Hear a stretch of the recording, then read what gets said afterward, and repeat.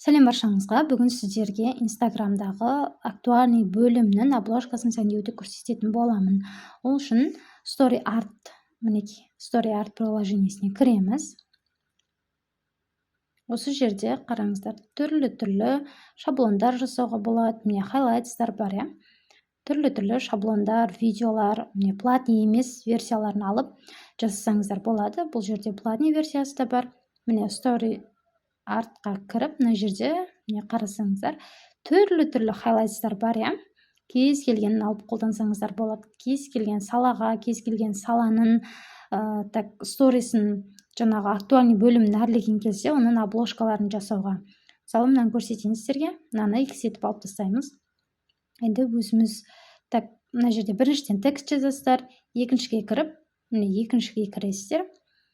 Екіншіге кірсеңіздер, мынау домалақтың ішіне осындайлар қоюға болады. Қараңыздар, осындай түрлі әдемі фигуралар бар, иә. Мысалы, осыны алайын. Келесі үшіншіні басасыздар. Үшіншіні басқан кезде сіздерге осындай фигуралар шығады. Мысалы, қастың суреті. Егер визажист болсаңыз, сторисіңізді әрлеуге өте жақсы, иә. Актуальныйыңызды әрлеуге. Осындайлар бар. Мен кез келген біреуін алып көрсете салайын, иә. Сіздер өздеріңізге керектерін алып жасасаңыздар болады. Неге мынаны кішкене үлкейтіп, ортасына қойдық. Енді қараңыздар. Енді біз бұл